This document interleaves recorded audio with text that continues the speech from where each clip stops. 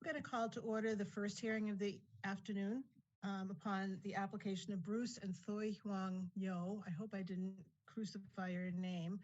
Of February 13th, 2023, for a special permit from the terms of Milton zoning bylaw section 5A1 to remove the existing hip style roof and replace it with a gable roof with a 14 by 16.9 foot shed dormer on the home at 377 Pleasant Street. Said addition to render the building a 3-story building when only a 2.5-story building is allowed under section 5A1 of the bylaw. The residence was built in 1922 or thereabouts in the Residence C zone and is considered to be a dimensionally pre-existing non-conforming.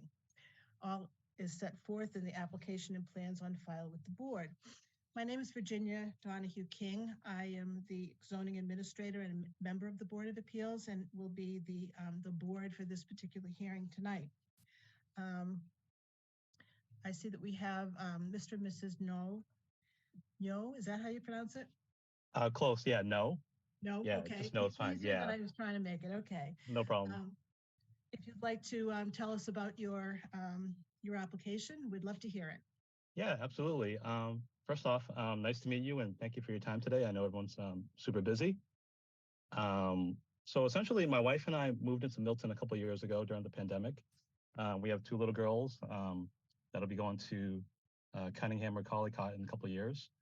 We're settled into the house and we're looking to essentially convert our attic into livable space. Twee, my wife, is 100% remote at the moment. So effectively one of the bedrooms is her office. So it would be nice to get the bedroom back. We thought the attic space could be a good spot to do it without disturbing the footprint of the house. We would prefer not to build out into the yard or into the driveway.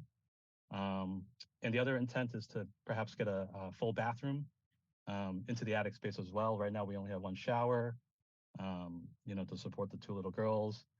It's doable, but what would be nice is if we ever have family over, staying the night, just having the extra bathroom would be really nice. With the hip roof, the way it is now, we don't have enough head height to meet building code. I think for fire safety reasons and for insulation purposes. So we spoke with an architect. She thought with the gable roof that would give us the head height that we needed, also without disturbing the footprint of the house. And that's kind of where we're at. She drew up the plans. We didn't intend to violate the square footage calculations. We were trying to keep things to a 2.5 stories, but just the way that it's calculated, we violate the square footage constraints. And it's further worsened by adding the dormer. But we actually need the dormer because the way the stair is placed, that's where the dormer would be. So essentially, if there was a fire, I guess that would be required to have at least at the minimum proper head clearance for the egress at the stairs. So Okay. yeah, that's kind of it in a nutshell. Okay, we have plans on file with plot plans and so forth, as well as structural and architectural designs.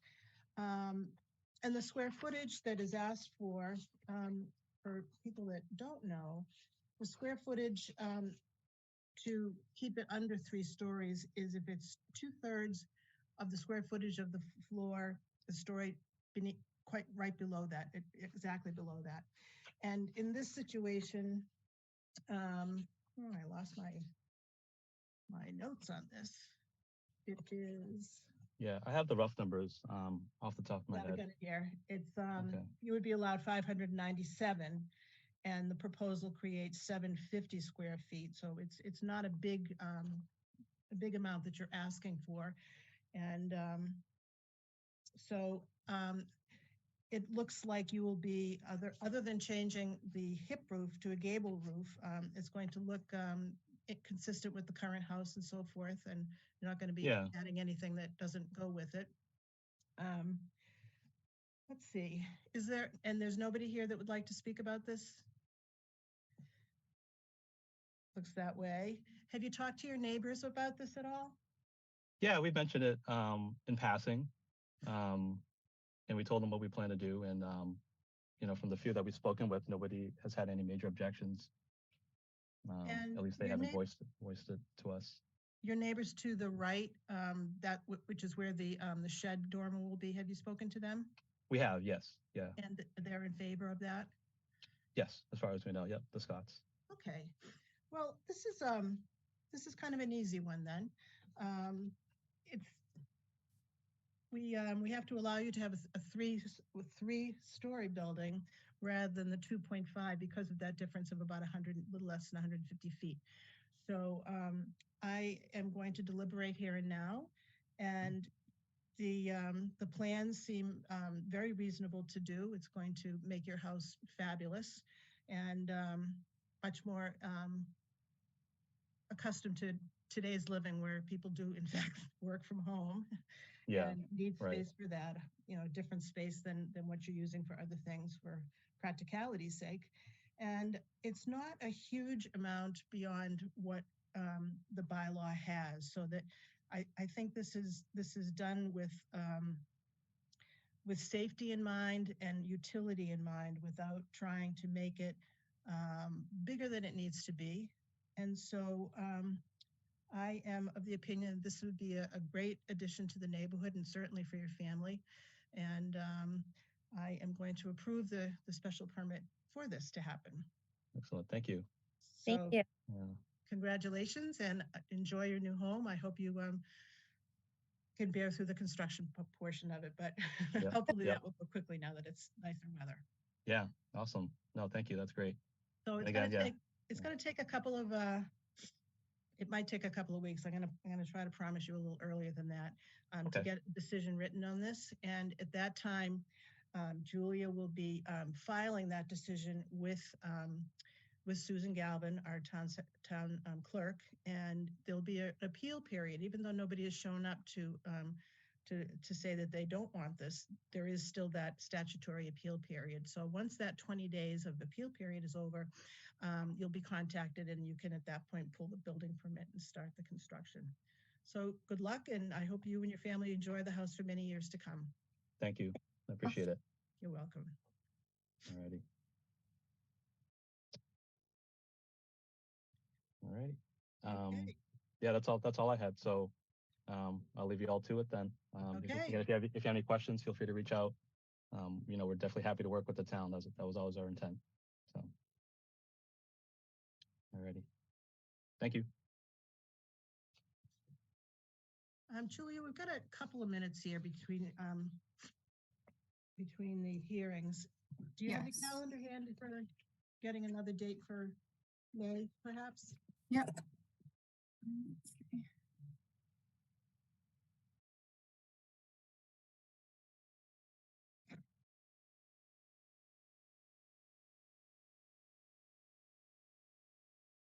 So far, the only day that I couldn't do would be May 2nd. We have a hearing for the 40Bs that day, but Okay. anything else I can make work. Let's see. We're already in the middle.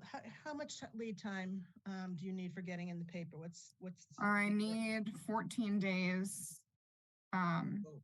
Needs to run twice, so I need to. Okay. So really any time in May. Mhm. I've got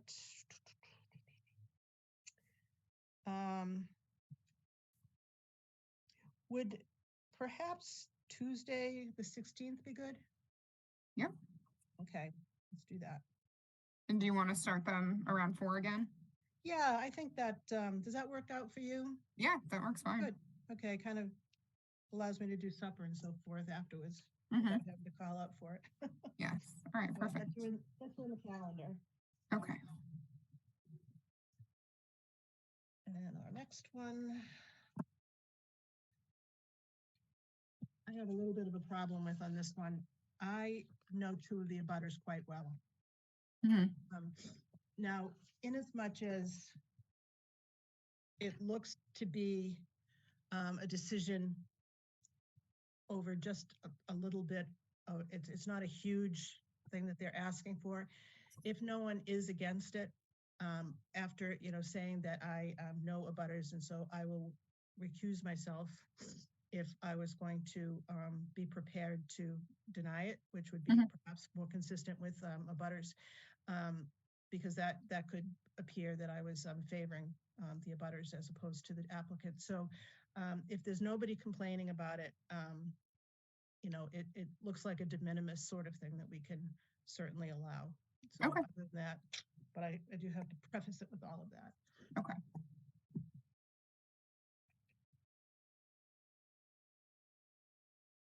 Yeah, I don't know how that slipped by. I guess I just didn't look hard enough at the address until today when I went to look at the site. It was like, oh my goodness.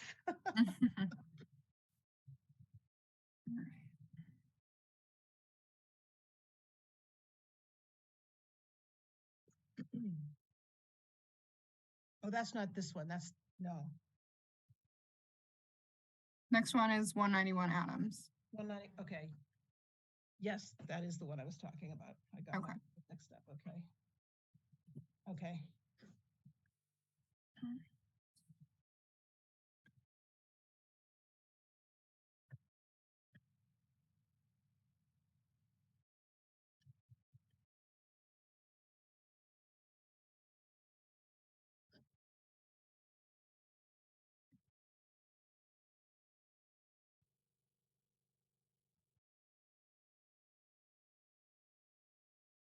I'll bring them over to panelists and we can still wait till 4:15, but I'll just bring them over. Yeah, by the time that's done, we might be there, right? Yeah.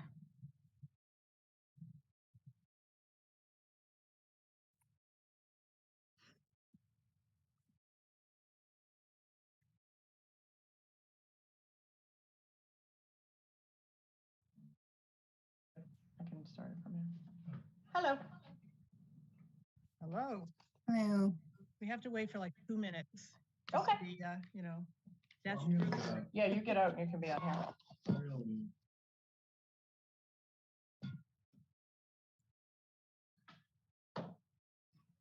Can you hear us? Just want to make sure Matt came off his computer. Yes, we can hear you. I can't hear you though. really? Oh, I can't hear you guys. Hold on. Jenny, you can hear me, right? I'm gonna call in on my phone so we can hear you. We good on here? Either way, yeah, that's fine. Oh, what happened? I can do it this way.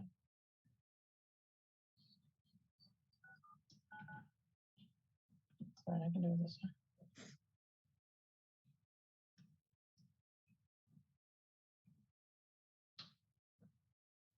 Muted.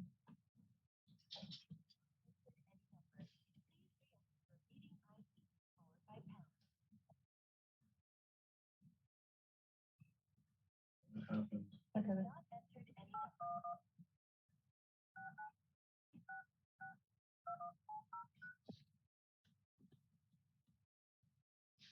Enter your participant ID. Enter the meeting password, followed by pound.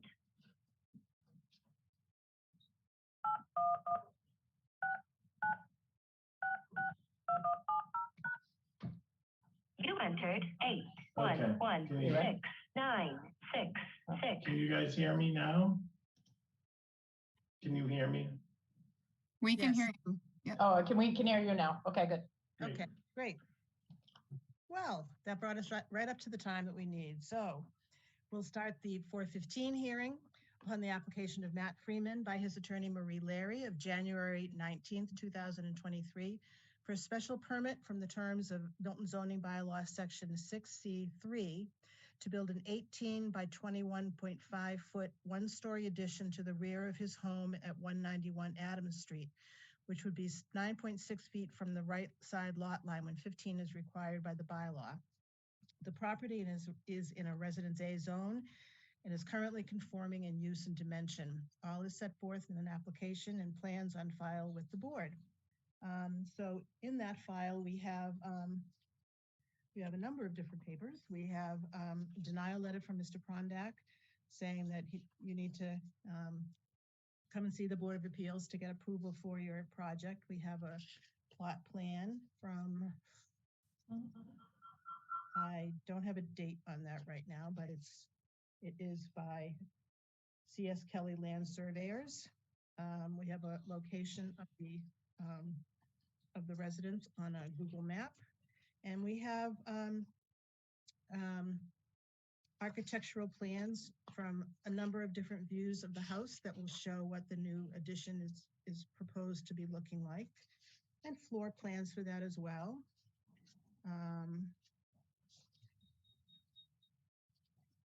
And some structural designs as well. And that is the interesting part of it. Nobody seems to have brought in any letters in favor or against it, but if you'd like to tell us about your project, we can discuss that. Great. And if you just state your name and address before speaking, so that we before adding your information, just so that we can know who's speaking and have a good record for it. Okay.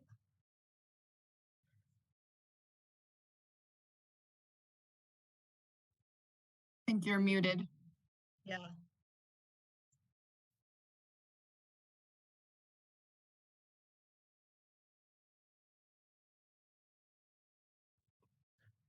Try that. Can you hear me now? Turn yours up. Ooh, there's a big echo on it, which is kind of difficult. Can you hear me now? Yes. And while Got better? and also, yes, it's much better. Now there. like- Now we can't hear you. Now Hold we on can. 1 second. Go back to yours. I'm going to mute mine. Can't hear you.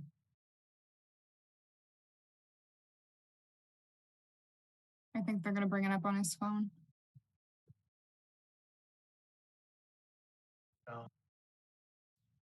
Can you hear me now? No, it's reading There's it. there's How a about now? law. Yes, I can. See, we can't hear you when we do that. Oh, Weird. Should we do it via phone? I think that might be helpful, unless it's something that you need to show us, but I don't think so, because your file seems quite complete. So I can keep the video on and we'll mute and I'll call it. Okay. Okay.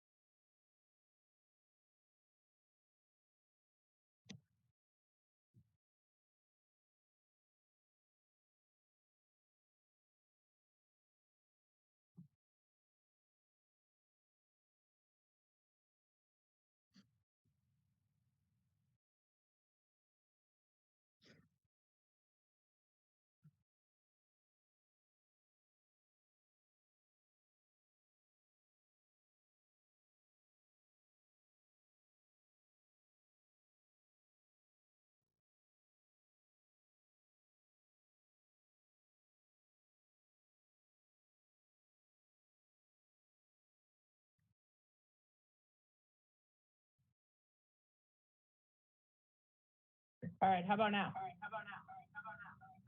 There's still an echo, so maybe if we speak slowly. So Shut that down. I'm gonna leave the meeting. He'll be on here. Okay, how about now? How about now? That's good. That's good. Okay. All right. Okay. I have one other thing that I need to say. It came to my attention this afternoon that I know two of the abutters quite well.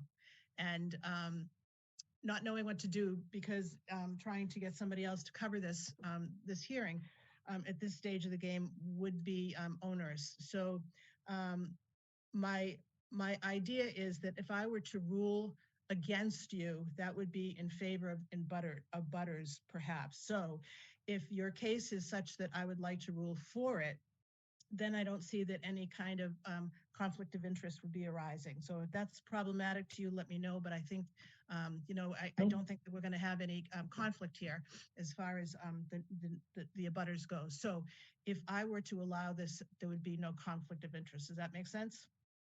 Makes sense. Okay, so if you change your mind anywhere through this, you let me know, okay? Okay, We're good. sounds good. All right, back to you. So we have been here just about coming into our 9th year here. I'm Matt Freeman, grew up on Windsor Road in Milton, so I'm very familiar with the town.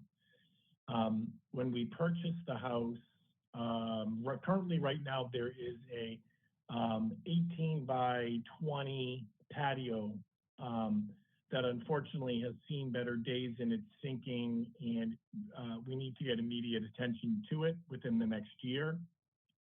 Our thought was to expand on the house, to do more of a 4-season porch, vaulted ceiling, floor-to-ceiling windows, and just to really enjoy the backyard. I do abut St. Michael's Church, so it's nice. There's really no one behind us, and it's great. So just a 18 by 22 addition, no heat, we're not putting heat out there. We're not putting water or anything like that. My understanding, when the house was built in 1957, there was a structure on top of this patio already, and it was taken down like 10 years ago by the previous owner. So my understanding, the previous owner before the previous owner, if that makes sense, was a woman by the name of Loretta McLaughlin. And Loretta was the one that had put on a structure on top of her porch. So basically what we're doing is we're trying to get rid of the problem with the patio and put up a 4-season porch. Okay. And have you talked to your neighbors about this, particularly I have. butters? So, yeah, I've spoken to Nancy Gallagher, who is she's at 201 Adams, in her family, and I've talked to Judy and Rich Bowe. They actually came over the weekend to see my plans. My other neighbor, Sandy and Greg Downs, I have not been able to reach or contact, but I figured if they did, because of the meeting being public and all that, they'd be on here now. And where are Sandy and Greg in comparison to your plot of land? Are they? They're to the left. They're to the left, okay. So the side that you're not building on. The side that I'm not building on. And the Bows are to the right where you are building. Bows are to the right, yep. Okay, very good. So this will be something that will, that will conform to the plans that you have here on file, and you're not going to be adding anything crazy that's not there, and No. substantially comply with all of that. Okay, well, I think I have all the information I need, as long as nobody else is out there wanting to speak. Julia, nobody? Okay, that's good news in this case. So I'll deliberate about that here and now and close the evidentiary portion. This seems like, kind of using the same space that's already been there, even though it's kind of structurally not quite the same, and fixing a problem at the same time. It's rather de minimis when we're talking, what do we have? A little over 5 feet that we're talking about here on a rather large properties at that point. And having talked to the Bows and shown them your plans, and they have no problem with that, I see no reason for me to have a problem with it. So I'm voting here and now to grant you the special permit for the 4-season sunroom. So I'll be writing a decision on this. Thank you very much. Oh, you're very welcome. And I'll be writing a decision on that I'll be giving to Julia. She will be passing that on to the town clerk's office, where they will have a 20-day appeal period. So even though nobody has shown up here, they do have that kind of last chance option to do that. Doesn't happen often, so I wouldn't worry too much about it. But at that 20-day period after filing it with the town clerk, at that point, you'll be able to pull your building permit. And the other thing that you might want to do is, I neglected to mention that to the nose just before this, you might want to, you probably want to have a copy of this decision on file with the Registry of Deeds, so that when you decide you've been in that house long enough and you're ready to move on to some other place, that will follow the people that buy it from you, and there's no problem with it. So Great. good luck with that. I did have one question. Yes. So the contractor that we are using, unfortunately, is not going to be available until January of 2024. 2024. Yeah. So we just got that information. So I didn't know, does this expire? Because I can do the project in 2 phases. I prefer not to. Right. Meaning I can have an excavator come in to start the work. To be quite honest, that's not the route I want to take, just because my patio is caving in. And was there a time frame that I have to do all this? I don't have that in front of me right here. So I wish I could speak with certainty. No worries. It just escapes me at this moment, but I believe it needs to be completed within a year. So that's what I've been told by other people, but I just wanted to make sure if I do start, in the project, it's not once he starts, he said it's soup to nuts done within a month. So I should be within the time frame. Because right, if you don't know issue if, a March snowstorm or something will be problematic. Right. Yeah. If you issue so if we're looking at 30 days from here, we're into May now. So I did tell him that we want to make sure, and he said he'd be, barring weather, he said, once the roof is on, it's the roof. He's like, that's it.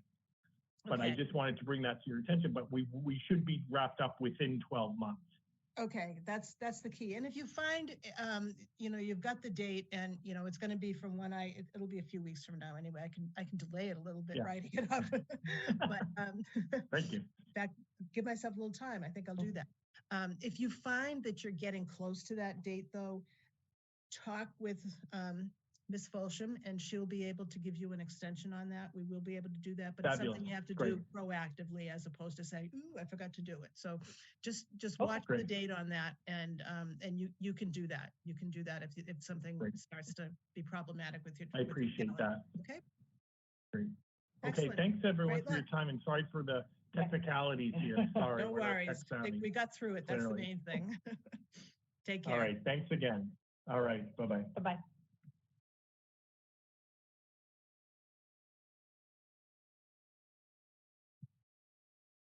And now the one that's going to be long. Yes. Start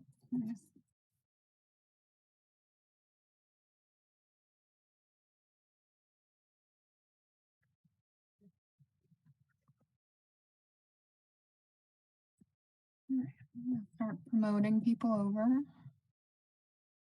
Do you know how many people might be wanting to speak at this? I forwarded you all the emails, and I can see that some of the neighbors are here. Okay. So they'll probably raise their hand. So if at some point you want to ask me whose hands are raised, I can promote them over. Okay, that's great. But for now, I'll promote Marion and then the applicant. Okay.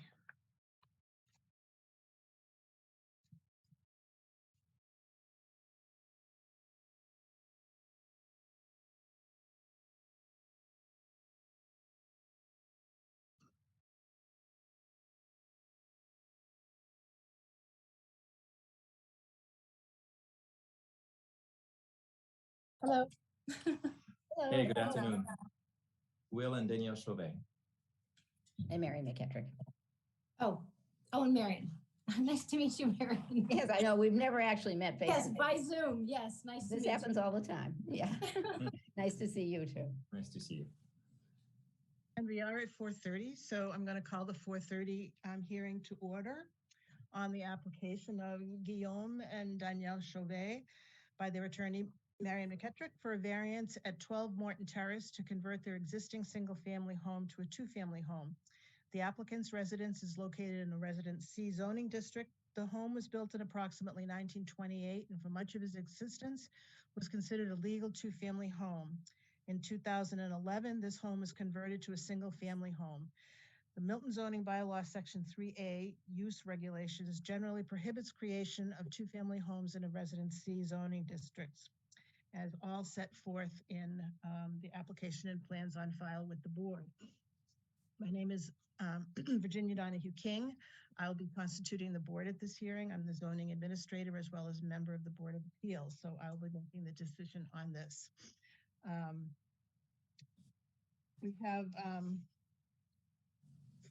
We have a denial letter from, we have your application, a denial letter from Mr. Prondak. Yes. Finding that we need to be here to take a look at that. We have a letter from Attorney McKettrick outlining what your plans are and why we should allow that. A plot plan and floor plans of the home as it currently is and what you propose to add to that at the time. We have some photographs and the property record card and a map of the area, which is helpful because we are going to be probably hearing from some, if not all, but there's been a lot of correspondence on this. Yes. Initially, we got several letters from neighbors in favor of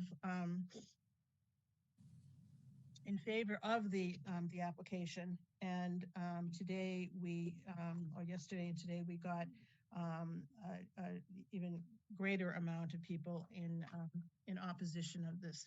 So I suspect some of those people are going to be able to talk. I have the names of all of them. I can just briefly go through that.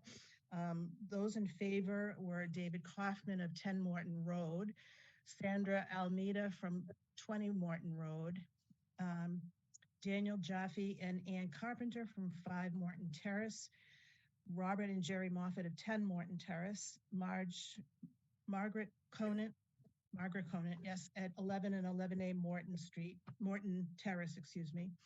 Tom Way from 38 Morton Road, Deborah Alsabai of 11 Morton Road, William Crick and Karen Clark of 80 Elliott Street, and Owen Hartford and Penelope Partridge of 45 West Side Road.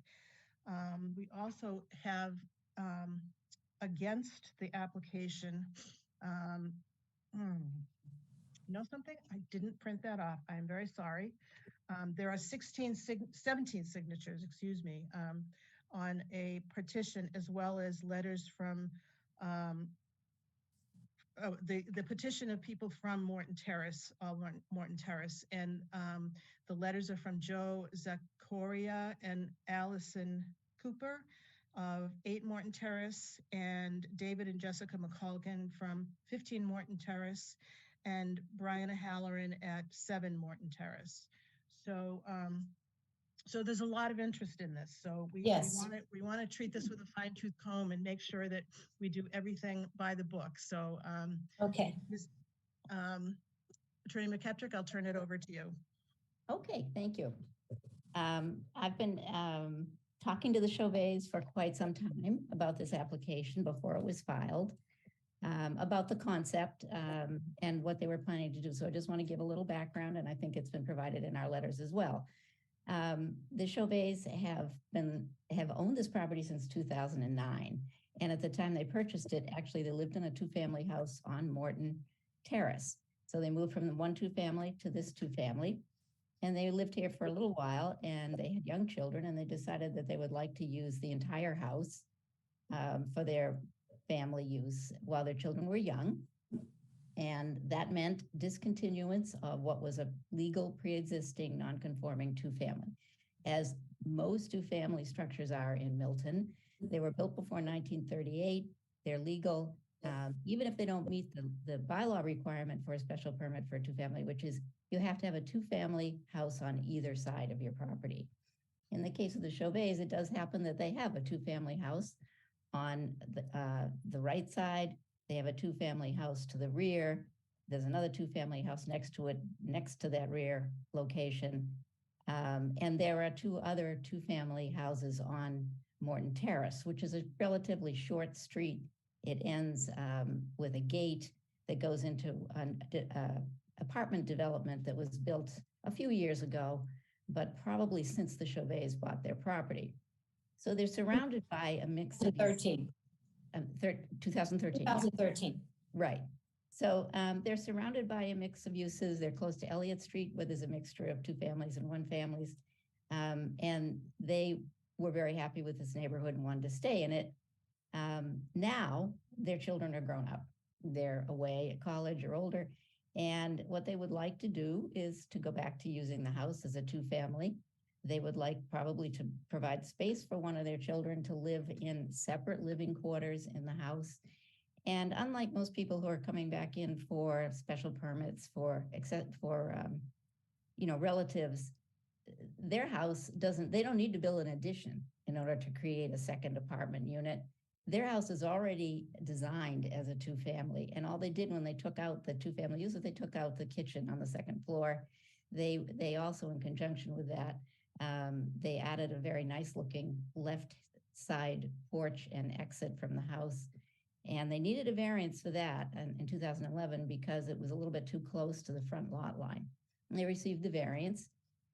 It was not a variance to change from 2-family to 1-family because no variance is required to do that. At this point, it would be very helpful to them to be able to go back to use the 2-family use. And even though it was in existence for 83 years and has been out of existence for like 12 years or something, the variance, the use has lapsed, and the Milton zoning bylaw requires that you have to apply for a new variance in order to go back to the 2-family use. And we're certainly aware that when people look at an application to convert 1-family to 2-family, they say, well, we don't do that in Milton. It's going to change the neighborhood. And I think those are some of the concerns that we're hearing from neighbors. We do want to emphasize that this home was used for 83 years as a 2-family use. Several neighbors who have been here for a long time have written letters supporting the Chauvets and saying that, there never was a problem with the 2-family use before, and they will not expect to have any problem with it now. So what I'd like to do is I received the petition. Thank you to all the neighbors who signed that this morning, and the statements that were at the top of the petition. So I'd like to address some of those statements, and then I know we'll have further discussion, and there are a lot of other people probably who want to speak. We've already reviewed the history of the property and the reasons the Chauvet made these changes. At this point, they're not proposing to change the residence. They'll recreate a door that was already there in the front of the house with a step, but no porch, in order to still have a second entrance in the front of the house. But there's nothing about the exterior other than that will change. And the changes will be made basically to restore a kitchen on the 2nd floor, will not be visible to neighbors. I think that the house has a long driveway. It's not particularly wide. It allows a number of cars to be parked, end to end. There's also space in this lot to add 1 extra space in the front if they wanted to, or an extra space or more than that in the rear, if that were necessary to accommodate additional cars because of the change back to a 2-family use. The Milton zoning bylaw for 2-family use just requires 1 parking space for each apartment. We all know that's pretty unrealistic today, that people have more cars than that. So parking is always an issue when you're thinking about these uses. And I want you to know the Chauvets have thought about it, and that there is a way to add additional parking should it become necessary, whether it's their own child living in the apartment or a tenant. So, you've reviewed the petitions. I think there are something like 11 addresses that have, written support letters. There's maybe 9 addresses that have written letters in opposition. The point here really is neighbors are very divided on this application, and I understand that. So do the Chauvets, and we would like to be able to respond to your concerns and sort of prove to you that there isn't anything to be worried about. So I'm just going to run through some of the statements in the petition and just try to address them. The first one is that this change will disrupt property values. There are 2 other existing 2-family residences on Martin Terrace, and there are already existing two-family residences to the rear of this property. There's already a multifamily apartment that was approved recently with overlay zoning on one side of this property.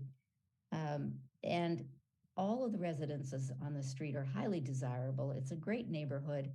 And it was a great neighborhood when the Chauvets lived in a two-family house, and it's a great neighborhood today.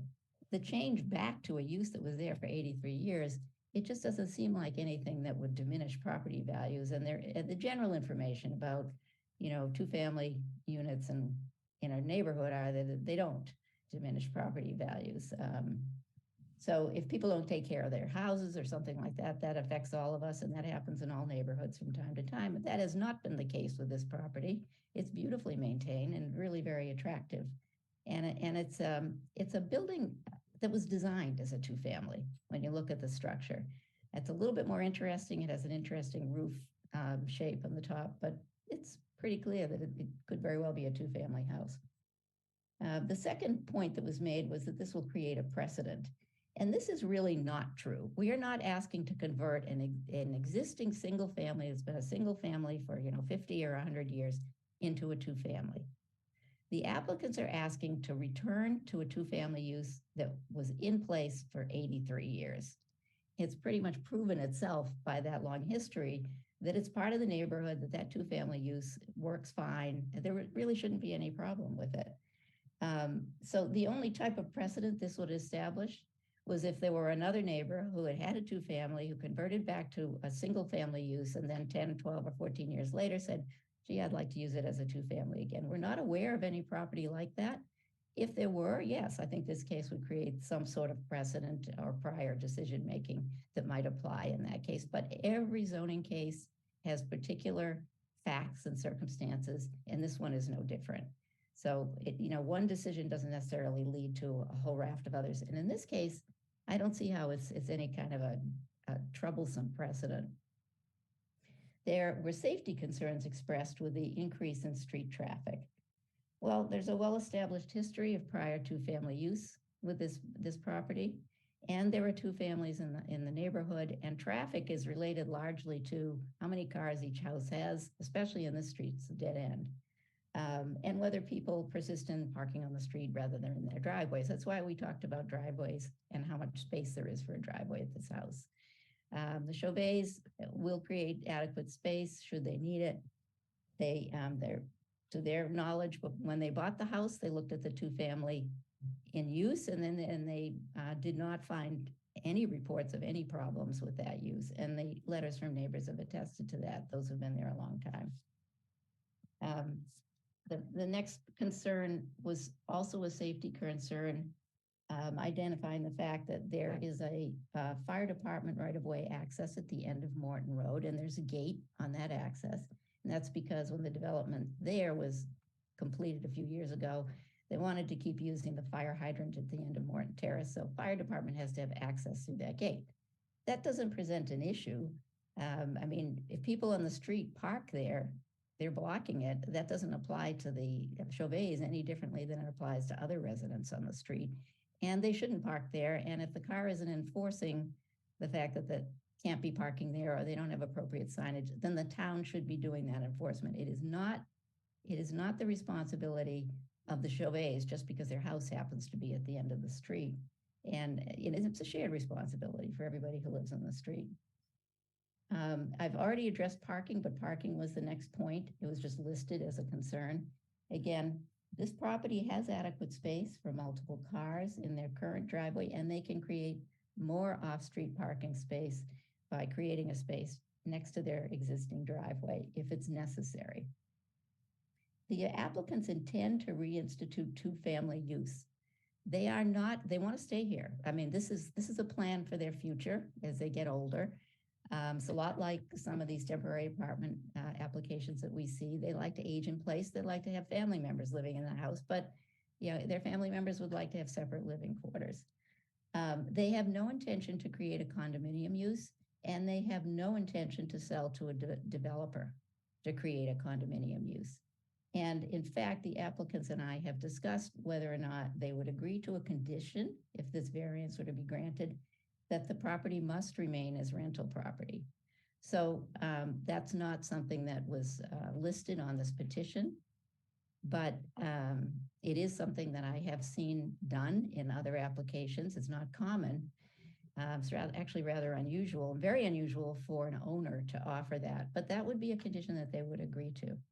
And finally, I just want to say that at the top of this petition that was taken around the neighborhood, I'm sure people are very interested in this and have been looking at it, but it doesn't say that this was a pre-existing non-conforming two-family use for many years. It just says that the applicants plan to convert to two-family. So it is possible, maybe that's not true, that some of these neighbors don't know of the history of this property and they're concerned about just the straight conversion. So in any case, I'm looking forward to a good discussion. We'll decide what to do after we hear from everybody. I know there's another hearing because I'm representing the applicant. It's 4:45, and so we'll try to figure out how to make sure everybody has the chance to speak. I know your hearing officer will do that, and then try to decide how to proceed without overly burdening everybody with a really long hearing tonight. So thank you very much. That's it. I don't know if the Chauvets want to add anything now, or whether we'd like to, whether the chairman, whether Virginia King would like to open it up to comments. Well, one thing I'd like to do before opening it up to the neighbors speaking, I know Mrs. McKettrick has addressed a lot of those concerns. So I know who's for and who's against. I've read all of your letters. You don't need to say anything again. You can if you want to, but if it's something that's already been said, it probably makes sense not to say it again and belabor it, but more, is there a way of finding some way of what can you live with? I'm not saying I'm deciding to have this converted back to a two-family house, but sometimes it's better to say what you can't live with as opposed to what you want. So you can live with a lot of different things, but there's not a whole lot that that you can't live with. So if there's something that you can't live with, I certainly want to know about that. I looked at the property this afternoon. There is nothing on the fence that says anything about that it's an access for the building on Elliott Street. I assume that fire trucks would not be coming down Morton Terrace. I think that would be kind of a frightening vision. But so it appears that it's for the purpose of getting access to the hydrant as opposed to needing to get large trucks and so forth through that. So so I don't know exactly what the safety issues are on that. There certainly could be, and I'm well aware of that. If that's something that has to, open and there's a car there and nobody can get, the car out of the way, that could be a problem. But if it's simply opening the gate, getting a hose in there and fighting the fire, that's another concern altogether. So whether it's access for a fire truck or if it's access for a hose is a very different thing. So anyway, I would like to open it up to people that would like to say things. I think generally, let me just say, it's very difficult to get a house transferred into a two-family house from a one-family house. It's a very difficult thing to do. But there are ways of doing it. If you are a single-family house and you have two-family houses on both sides of you, that is a situation where you can in fact turn your home into a two-family house. This is a situation where, well, behind the house is a two-family house, to the side is an apartment building, and across the street, although that doesn't count, it's supposed to be on either side, is a two-family house. So there is some, there is some. Given that there's more sides to this house than than usually are because of the configuration of the street, there are a lot of two-family houses there. Again, I'm not making a decision at this point. I'm just pointing out some of the things that that we do have to look at. So it is difficult for that. However, there's not a lot of situations where a house has been a two-family house and has been converted to a one-family house and wants to go back to a two-family house. And it's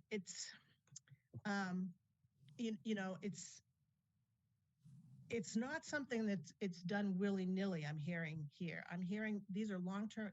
Can I ask you, when did you buy your house, Mr. and We Mrs. bought, Chauvet? we bought the house in 2009. We've been here for 14 years. Okay, so you lived in it as a two-family house for a short while, and then as a one-family house.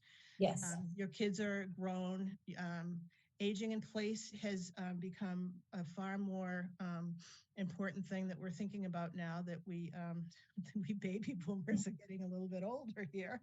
So so these are concerns that I think a lot of people have, and you'll see in-law apartments and everything about this. It is easier to get an in-law apartment, and and that's a temporary apartment, as we say. It's a temporary apartment, Right. so that there's a different level of standard that you have to hit to get a two-family house as opposed to a temporary apartment and a one-family house. So there are things that in another location with a different history, this might not ever even come to the Board of Appeals. But this is a rather unique situation. I've been on the board for decades now, and this is the first one I've ever seen. So I do want to give people a chance to give their opinions on things. I don't want to, you know, I don't want to make anyone feel they shouldn't speak, but I will ask as time goes on, if people have said your concerns, that's probably enough, because I've heard them, I've written them down, I'm thinking about them, and it won't help to say it again, okay? Unless there's some other point that I haven't heard already. So that's just in the interest of everybody's time. And so I would like to open it up if people would like to ask questions of the applicants, or state some things that they'd like to say. And what I would like this to do is to,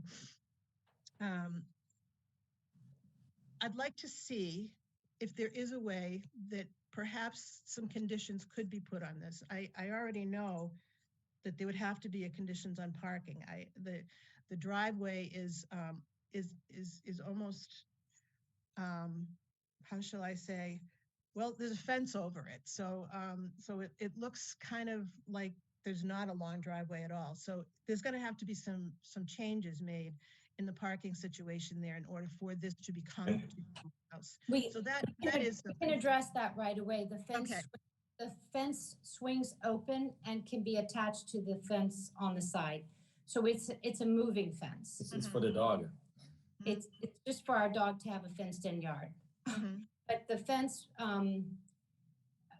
there can be two cars parked in front of that, and then that fence, that long section of the fence, swings open against the fence on the side of it. So it opens the entire width of the driveway opens. I probably would remove the fence anyway to create a parking in the back. The fence, I'm the one who put it up this winter for the dog. Okay.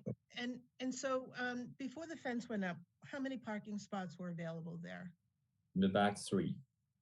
3? Well, no. 3 or 4? No, when we bought the house, there was a gravel parking lot in the back, so you could park as many cars as you wanted. We've since transformed it into a garden, but there is a section when you come down the driveway that can be put with concrete grass pavers, but the driveway itself, in tandem, you can fit 5 cars.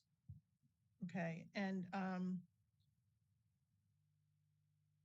okay, so let me, with that in mind, if we're talking about parking and so forth further into this hearing, that would be something that we all should keep in mind. Okay. Thank you. Any hands up, Julia? No hands are up yet. Anything you wanted to add, Danielle? No. I would like to say something. I don't know, should I wait until after our neighbors speak? Oh, you can speak. Okay, since nobody else is chiming in. So I would like to say, if our neighbors are listening, I'm so grateful to everybody that supported our plan. And for those that opposed it, I think it's important to remember that Guillaume and I, this is going to be a 2-family owner-occupied house, as is the 2 other 2 families on the street. And we ours, and it's not as though we're selling our house and cleaning our hands and moving on. There's no investment anymore in the town, the community, or the street. We plan to live in this house. We've lived here for 14 years. We're invested in this community. We love our neighborhood.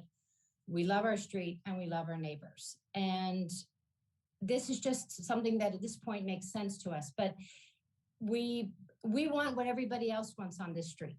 We want it to be the street that it is, and we don't want to affect it in any way. And we don't think that the house going back, restoring it back to a 2-family impacts any of that. We don't see that change happening. So that's just what I would want to say to our neighbors. Those of you that are opposed, I respect your opposition, but I think that it's important to realize also that a street is something that is dynamic. The street, the way it is today, will not stay that way. It's not going to stay stagnant. The children will grow up. They will become teenagers. They will have cars. They will have friends coming over. We will become the oldies on the street. When we first moved here, we had the young kids. Our kids were the youngest on the street, other than Nikolai, who moved soon after that. And now our children are the oldest. The wheel turns, and a neighborhood doesn't stay stagnant. And the families that don't have driving kids now will have, we will have at some point in our neighborhood 7 teenagers on the street. And that's great. That's life. That's the street developing and the community developing. So I just wanted to say that, to keep that in mind, that we are as invested in this community as we ever have been. And when that development came on Elliott Street with Mr. Sullivan, we went to every single board meeting, and there were a lot of them. Yeah. And at the end, it was practically only Guillaume and I that attended those board meetings. And we fought to have our street a dead-end street, and we fought to have a no outlet sign put at the end of the street. Those are 2 things that I think greatly impacted the street, that there was question that the street was going to be a through street from Elliott Street with the building. And we fought for that. We fought for that dead end. That the gate would be open so that people could, from the building, could come in the street and walk their dogs, for example. We didn't want that either. So that's all I have to say, because I think Marion has explained why we wanted to restore it back to a 2-family. Okay, thank you very much. I do have a couple of hands raised. Okay. So I'll start with Jessica McCall again. And what I will say is, if you will please state your name and your address before you speak, so that we can have a record of everybody who talks, that would be very helpful.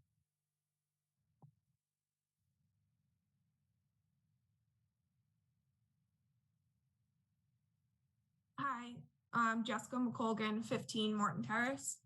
I would love to just start by saying that we have had like such a wonderful experience with our neighbors, and that's why it's a little shocking to us that we felt that we were not adequately kept in the loop, and the letter was a surprise. And when we vocalized concerns, it was, we would have appreciated some of the solutions. And coming from the city, our main concern is, 1, the fire safety. There's only 1 hydrant. It is often blocked, and the throughway is often blocked with overnight parking from their children or their children's guests. As recent as in February, there was a car parked there overnight for a couple nights in a row. And even now, the driveway is tight and the car overhangs, and there's barrels blocking that access.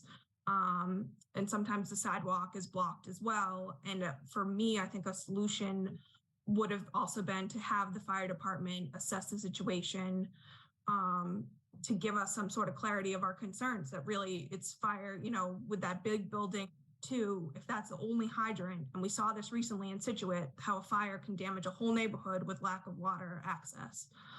So it's just a real concern that we have, especially where there's been, illegal parking there from that as a single family,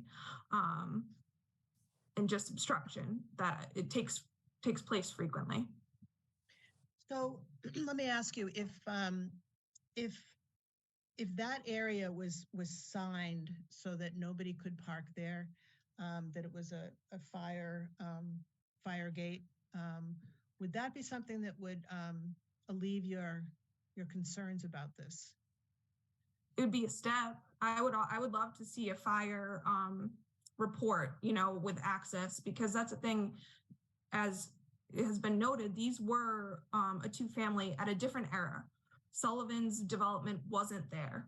The average of a two-family unit wasn't 3 cars per unit. We weren't a no outlet, to that point that Danielle made. They fought for some of these changes for the road, for the better of the street, but it changed, you know, Sullivan's development has changed the dynamic, and you know, some of the people who left the city and chose Milton were some of those reasons for, you know, the sleepy dead end element. So I think, you know, this really has changed. And, you know, when you're talking too about the precedent about, you know, creeping back to that point, if Moffitt's, then if, you know, say this variance was allowed, then Moffitt's would have a two-family beside them, behind them. So precedent could be established for them to apply. And there's just a whole trickle down effect of issues. Like you said, you need a two-family. I think there's just, like I said, they're absolutely fantastic neighbors, and they've talked about plans. And then all of a sudden, this was sort of a surprise to the whole street when we got this letter, because we weren't really kept in the loop. And I think that there could have been a lot of more research or things put at ease for systems of concerns, mine mainly being the fire issues that we have. Okay. Can I just say something briefly, Jessica? With all due respect, you and I were raking leaves back in last fall together. I was helping you pick up leaves in front of your yard, and I spoke to you about this project. Dave was away. This was last October. September, October, leaf season. I spoke to you in length about this project. I let you know that we were thinking about restoring our house back to a two-family. I mentioned it then to you. You said, let me talk to Dave about it. I saw Dave. Dave travels like my husband, so he was away for a while. And when he came back, I saw him and I spoke to Dave about it.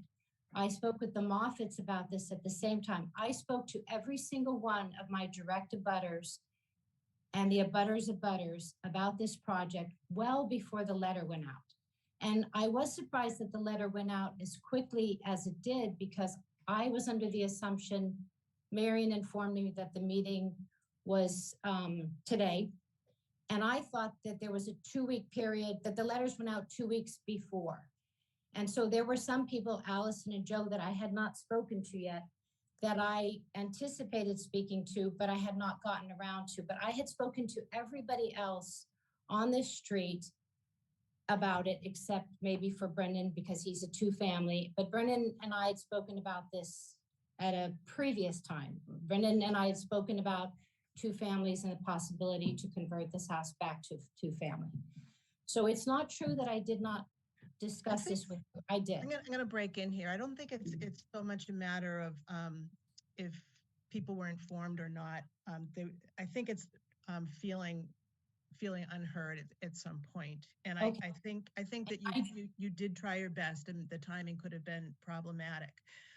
But one thing that Mrs. McColgan had said is having other one families on Morton Terrace turning into two families. And so I would just wanted to know exactly which house. I have my little map here so we can figure out exactly which houses, if any, could be made into two-family houses under the current bylaw. And I don't think it's going to be any. Yeah. You said if the Moffitts, which are 10, so if Chevet's become two-family, then they'll have one to the side and the back. So tell me who's in a two-family house currently on Morton Terrace? Peggy Conan, she's in 11. Okay. Brennan and Julie Lammers in 9 Morton Terrace. And I believe the Moffitts are in my neighbors. Are they 10 or 12? So they must be 10. I'll tell you in a moment. 10. It's not a multifamily. No, but Jessica, the Moffitts are saying that precedent could be created by having one behind them, beside them, in front of them. Actually, no, it can't. No. It has to be on the same street. So even if there's a two-family house behind you and But you have, they use that for your argument for the Chavez that behind them is a two-family. right, but it's not an argument for actually turning this into a two-family house. That's not the prime argument.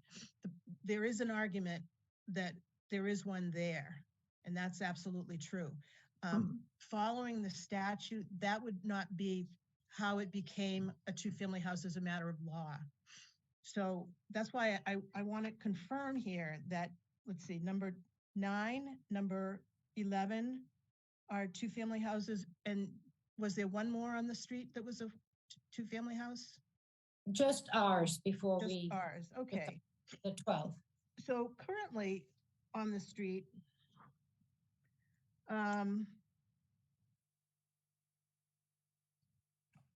15 might be able to turn into one, even if it's never been one, and that's yours, so I assume that's never going to happen.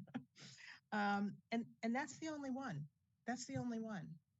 So I do hear your concern, because when you buy into a neighborhood, you want it to be kind of the same density throughout your time there as it is when you bought, and I do get that. But I don't see that happening. I don't see that happening on this. But you can see how that could be a concern is as precedent, because like you said, streets are dynamic and they can change, but that you're just opening that window. Precedent though, because 15 has probably never been a two-family house. Is that correct? So Correct. There's another precedent going on here that it's a two-family house 11 years ago, 12 years ago. Yeah, but the stipulation to have, beside you and stuff like that, it could start to, it opens the conversation, which could be concerning to the residents.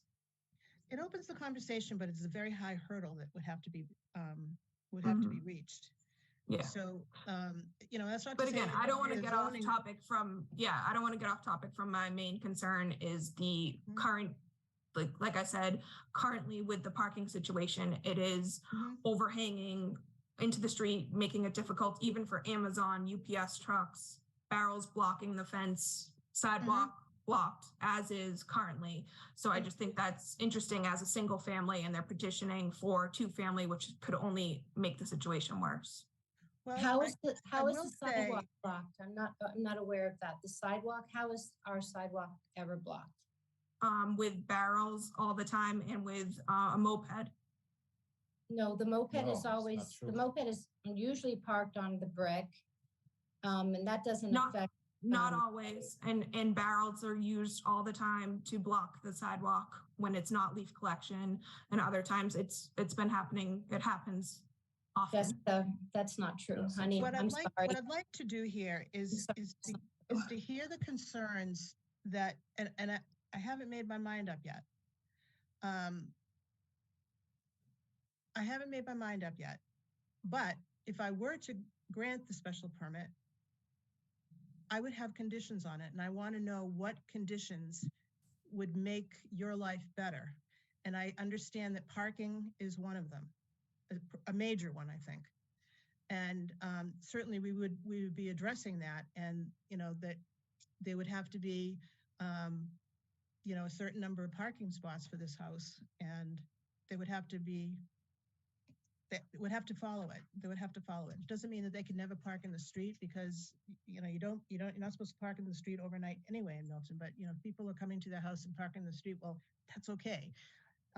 But as far as accommodating all of the cars of the people that may live in this house in the future, that is something that is my concern today, and that I would have to have some conditions that would address that would be livable for all the people in the neighborhood, including you across the street. So that's why I'm looking at the parking. If we get some signage on that gateway saying, not to be blocked and everything, and this is a fire, this is a safety thing, I think that will no longer be a place that where people park. I know that if you park in the street overnight in Milton, and that would be considered in the street, you get tickets on it if you call. So I'm I'm not suggesting that you call every time there might be a car there, but perhaps overnight, that's okay. If you're concerned about your house burning like it did in Situate, that's okay. That's what we have. That's what we have these rules and police departments and fire departments for. So, like I say, I haven't decided yet, but I wanted to address the issue about two-family houses, and I think the only one on that street that could convert would be yours. So, as the zoning stands now, that's the way it is. Yours would be the only one. So, as long as you stay there, I don't think that would be a problem. Parking is a problem at number 12, and I do see that there is a parking spot on the map here, and that's going to have to be used more. It's going to have to be used more. And if this is something, even if it stays as a one-family house, that's something that has to be used. You can't be parking at the end of the street when in fact it's an access for a fire. So I think that's an important thing for everybody to understand. And the parking is not allowed there regardless of what happens to this particular house. Okay. Did you have any other concerns you'd like to tell me about, or Nope. not as you need to, because those are significant concerns, and I applaud you for bringing those forward. So thank you. You have 2 more hands raised. Okay.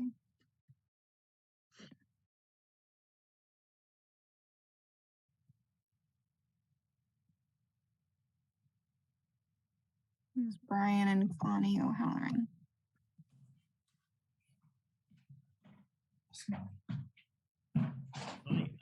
Good afternoon. Can everyone hear me?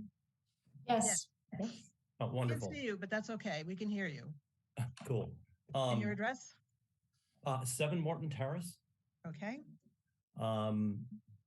So both myself and my wife have expressed our opinion in both a petition and a letter that you have. Like you mentioned, I'm not going to reiterate what was on that, but the contents. I'll assume that you're going to do due diligence and read our letter. I had a question. First of all, thanks for Ms. McKettrick for the presentation and comments by the Chauvets. During the course of the discussion, I think I heard as a reason a family member was moving into the house. And it occurs to me that if in such a large home as that, is it really necessary at all to be converting into a 2-family if in fact it's just a family member? And I'd like to hear some comment on that. Okay. Either the Chauvets or Attorney McKettrick like to give us some enlightening on that?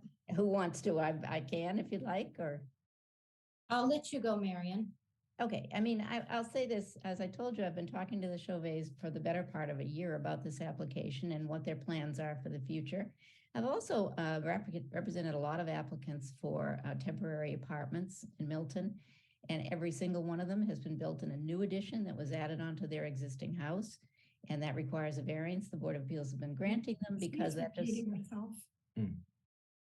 that seems to be the way that's being done. And those situations are all very similar in some ways to what the Chauvet situation is, which is they have adult children.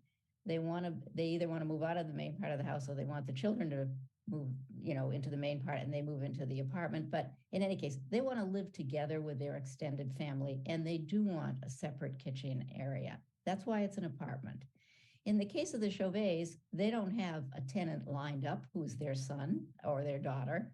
They are expecting that may happen, and that's one reason they'd like to do this return to a 2-family. The second reason is there's only the 2 of them in the house now, and they don't need all the space that they created for the time that they had young children. And so it makes good sense to them to go back to what was the existing use, which to the best of their knowledge did not create any problem at all when it was here. They lived on the street before they bought the house. And their house is designed as a 2-family. Unlike many of the applicants I see who have all kinds of different designs of houses, including beautiful old Victorians and so on, who don't want to change the interior of their existing house and who add on and then create the small temporary apartment within their addition. So this is an unusual situation in my view because the house was previously a two-family and fairly recently. Otherwise, my advice would be, we don't have the zoning to do this. Your only option really is the temporary apartment. It's a 4-year permit. You'd have to keep renewing it, and you have to have a tenant ready to move in. What they're trying to do is just simply go back to what they had before, put some kitchen facilities back in there. They're not trying to say that never in their foreseeable future would they ever have a tenant here that was not one of their relatives. They don't know. They do know they'd like to stay here, and they could use the house as a two-family, and they'd like to be the owners with an apartment where they're managing the apartment and watching what's happening with the apartment. So no, the proposal is not today for a temporary apartment under the special permit that our bylaw provides for that. I think it's probably somewhat important for you to be aware that they could do that they would have to come back in when they have their tenant lined up, and it would have to be the way the bylaw is written right now. It would have to be a relative, an extended relative, not just a son or a daughter. But they could do that, and they could use the house as a two-family because that's what a temporary apartment permit is for. But I don't know if the Chauvets want to add anything to that. That explains, I think, the approach, and the reason really is because of the way the house was built as a two-family and designed for that use and is well suited to it. You don't really need to create something new, some different congregation of rooms or even an addition to do it. And that's really not the case with most houses that are applying for temporary apartments. Thank you. Can I have a follow-up to that Sure. comment? Yeah, sure. So my experience, my wife and I have 4 children, and at some point during their college years and post-college years, they lived in our house. We don't have a two-family, but we made accommodations to make that happen. Is there some particular reason? Can you please go into more detail on why you would need to create a two-family for if you're just gonna have one of your kids live there? If you'd like me to add to that, I can, because I have represented so many applicants for these family apartments, two-family apartments in Milton. These are long-term arrangements many times, especially as the parents grow older. They aren't going to move out. And they also still want to have their own kitchen and their own separate living area. And if it's children, I know of a case where a niece created an apartment for her aunt. It's not always a child. But in any case, the first and foremost requirement was they wanted privacy and they wanted their own kitchen, even if it was just a tiny efficiency kitchen. And no matter how small a kitchen is, however, limited it is, that defines the space as apartment space once you provide any cooking facilities at all. So I can just tell you that my experience has been that is the way people want to live when they live in an extended family situation like this. Not everybody does. You choose to do it the way you want to do it. I've had family members come back and live in my house, and I don't have space to create a separate kitchen. And we managed, but I will say that, over time, the second kitchen would have been a lot nicer. Separate living facilities would have been a lot nicer. So, we all have different ways that we want to live and different objectives, but it's not uncommon at all to desire privacy for each part of the extended family. They may spend a lot of time together. They may have parts of the house that they share in common. They may use the yard together, but they like to be able to retreat to their private space, and they do like to do some cooking in a private space. So that's been my experience. It's not to say that it's necessarily the way you would want to do it, but certainly that's the Chauvets' objective and of many other families in Milton that I've worked with. Ms. King, I have a question for you. Since the Chauvets have at more than one occasion expressed an interest to have at least one of their kids lived there. Can you enlighten us on the in-law bylaw that's part of the bylaws of Milton? I'm completely ignorant. I don't want to waste anyone's time either, but I'd like to hear from you what that means. And can you talk a little bit about that, please? Yes, there's a bylaw about temporary apartments that is very specific on who can live in it. It's generally not a a far-flung family, but a somewhat close family member living there, and of course an in-law sort of thing would work as well, and or also a caretaker. That could be an unrelated person living there, and that has happened as well.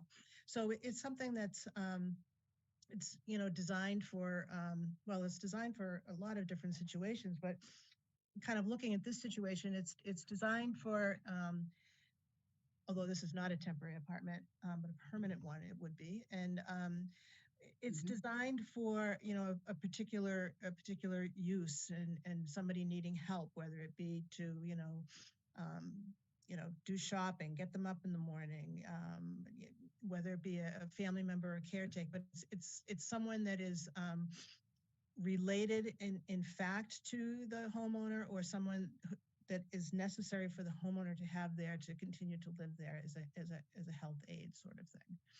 And when it becomes empty, when it becomes empty, it reverts to you must have a plan to show that you're going to convert the space that was the temporary apartment into incorporating it back into the one family house. So in essence, that typically means removing the kitchen, even the stove basically is what we're talking about, and incorporate that back into what the living for one family. So is that it is in the you can look it up on the website, for the town website on that, but there's some very specific parking needs to be taken care of and so forth. Each case is looked at of are there going to be more cars in here? Are there going to be caretakers coming in? What is going to be happening here? So that it doesn't look like a completely changed use of the house. It's just somewhat of an addition of the house to for a particular situation, which in that case is temporary, but temporary can be for many years too. And, certainly be for many, many years. And I think that the Chauvets are looking at that as something that could be, as they get older and need some help, they have somebody upstairs or downstairs who's going to be able to help them out. But they're not looking at that because they don't have somebody that's ready to move in right now. So this would be it's a different means of accomplishing that sort of thing. So there are two different ways of looking at a second residence in a primary residence. Does that help? Yes, it does. Following question, how exactly is it enforced? The enforcing of it is, well, building permits are, if you build without a building permit, it's at your own peril and you have to take it out. So, and it does happen where people build things and then they have to, put them back to the way they were. The temporary apartments are renewable. When the person living in the temporary apartment changes, you have to inform the town, and what basically happens is I think they're for, is it, Marion, is it 5 or 4 years? I'm not sure exactly what 4 it is years. right now. 4 years, yeah. So that every 4 years you have to reaffirm that that person is living there, or if it's changed, you have to let the town know who is living there. So it comes before the Board of Appeals every 4 years, and so people attest to who is living in that apartment at the time. And if at some point it comes to the point where there is nobody living in that apartment, then the building department wants to go in and see that it has been reincorporated into the main part of the house. And like I say, that that tends to be just removing kitchen items. Is that done by filing a complaint, or is or do they just periodically every 4 years go knock on the door and look? The building department is tracking the temporary apartments now. Yep. And so they remind homeowners that it's time to reapply, although you're supposed to keep track of it yourself. And if there were a complaint, and generally what the process is that if there's a complaint to the building department, they have to follow up within a certain, I think it's 20 days. And so if a complaint were filed relating to an existing use of a temporary apartment, then the building department would have to go out and do an inspection and whatever would be required in order to resolve it. The first thing they do is to notify the owner that there's been a complaint and give them an opportunity to cure. That's what it's called. So they can, if they can correct what's wrong, they do that, and then they they work with the building department. If that doesn't work out, then they'll lose their permit. That's the process. And in fact, that's true of any zoning violation process. So, if you have a complaint, you have to go to the building department first, make the complaint. There may be resort to a Board of Appeals hearing first, but there's an enforcement procedure in housing court. It's a criminal procedure. It's actually pretty onerous, and you don't want to get involved with it. So there's some force behind the ability to enforce these things. And in the case of the Chauvets, I've heard a couple of times mentions of one or more of their children living there. Why wasn't it suggested that? But why didn't they ask for the in-law rule bylaw that we just heard? Why doesn't that solve their situation? What do you want me to answer? Yes. No, I thought we had answered that. Yes. Do you want me to answer? Yes, Yes. Mary. Yes, Please. okay. Quite simply because the children are not currently ready to move into any apartment. They are just anticipating that they are quite possibly going to be in the future. And the second reason is because their house was a two-family. It seemed to them this was the most direct and obvious way to convert back to that type of use. Whereas for most homeowners where their houses are single-family homes and have always been single-family, the temporary apartment is the only route. And if they are ready to provide accommodation, or the parents, one of them, or there's a disability or a child with a problem and has to continue living at home, that they will pursue the special permit immediately because they have a tenant ready. The Chauvets would not apply for that permit at this time because they don't have the tenant ready to move in who would be a child. In fact, they might make these changes and they might not do much with it for a while, but the apartment would be ready to use should a child wish to move back in and live with them.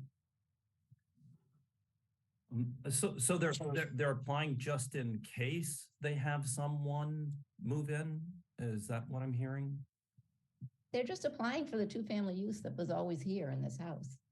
And I think they've explained to you that they intend to stay here and that they would be very open to the idea of having one of their children come back and live in the other apartment. That would be a great arrangement. Their children are at the age when it might be possible that they would want to do that. So that's just the general background that I can provide. I mean, they're not saying that the only possible use would be for an in-law apartment, basically, for that. But since this house was a two-family house, and they converted it, they changed it themselves. They just felt this was really a reasonable application and would not impose an additional burden on the neighborhood. So in that case, what I've heard from Ms. King is there's differences of opinion here. I happen to be in opposition. There are people that are in for. Wouldn't it seem reasonable that a compromise might be discussed around an in-law apartment as a solution to the impasse, or to the difference of opinion? That would be a different hearing altogether. Be a different application. Yeah. It's a very, very different statute that we're using. So that could not be entertained here. What can be entertained here is conditions that would make the neighbors happier about having it a two-family house than they might be right now. And so that's the reason I'm trying to find out specifically what people are concerned about, so that those things, you know, if they can be addressed, that's great. If they can't, you know, it might be that this is not the solution. Well, in that case, I guess, wouldn't it seem reasonable that perhaps we not make a decision today and that we postpone the decision until we've had more discussions around some compromise solution? Well, I think we need to find out what kinds of things need to be compromised, if that in fact is something that is possible to do or not. It may be that, well, it depends, you know, as far as, you know, timing on everything. I'm not sure what everyone is thinking on timing, as far, not everyone, but what the Chauvets are thinking on timing of this conversion, or potential conversion. Oftentimes when there are issues of difference of opinions in a neighborhood, this is kind of a, you know, a more complex one than most, you know, but, you know, when you're adding on and something's a little closer to the lot line than your neighbor wants it to be, we start talking about things like screening and putting up, you know, arborvitaes down the property line and things like that. Oftentimes, you know, things have to do with parking. So these are the things that, you know, we can make conditions if I choose to grant this request right now. Now, depending upon what the applicants and their attorney choose to do, they can in fact continue this hearing to a date in the future,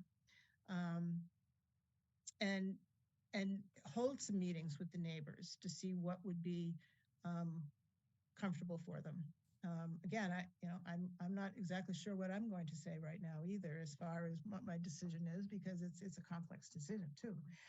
So it could be that you come up with conditions that are really not imposable,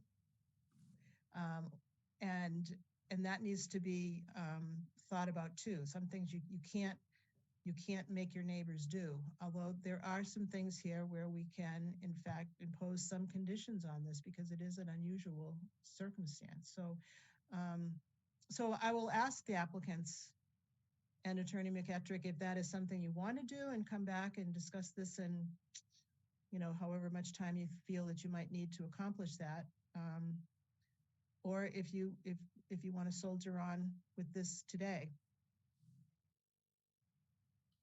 We're all here. But I feel like, I don't know about you, Marion, I feel like we addressed the issues that were outlined in Brian's letter. I feel like we've gone over those, and we are open definitely to making concessions to, you know, the parking. In talking to people in the neighborhood, that was one of the feedbacks that I got, was concerns about traffic on the street, and the parking issues.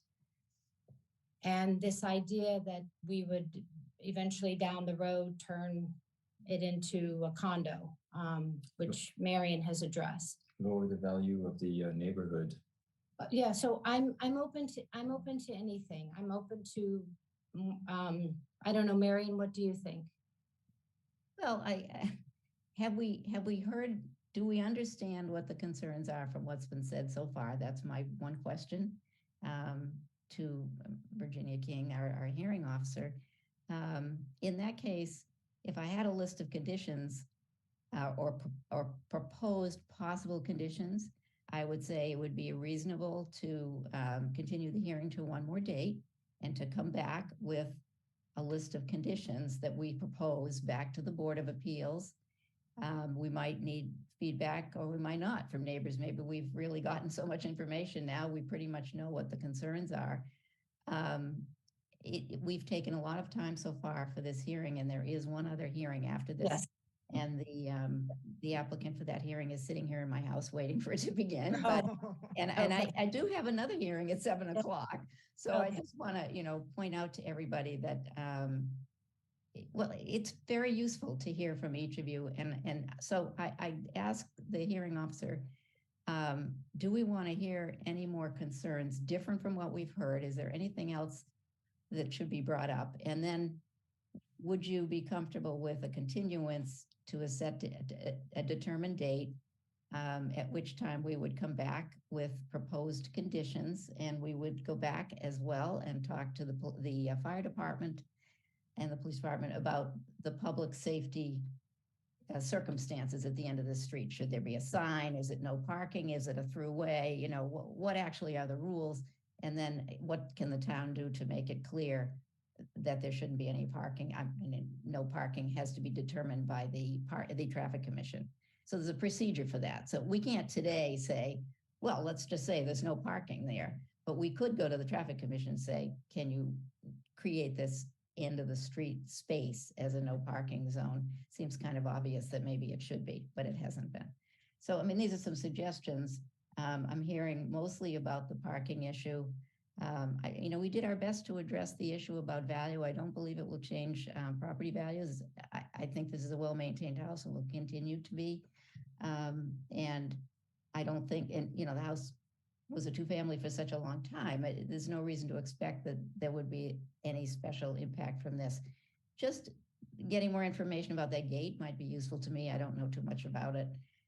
About what's allowed there and what isn't. So we could go back and research that. We'll come back with information about it and some kind of proposal to address those concerns. We can come back with a parking proposal to show where parking can be created, a little bit of additional parking space where there perhaps was parking space before, when this was a two-family for many years on the site. We can do that. But what more is there that you feel we should address? Because I don't want to, I'd like it to be productive if we're going to continue it. I don't want to take everybody's time if there's really no point. So I agree. So I would say if we could quickly see if there are any other people that have other concerns that they would like addressed, so that we can perhaps in the intervening time between tonight and the next hearing, some real progress could be made with the neighborhood. If that's, at least the information will be there so that some progress can be made with the neighborhood if it comes to that. There are 2 hands raised. I'm not sure if you want me to click them or not. Yes, let's see if we can accomplish those quickly. Okay, so we'll start with Joe.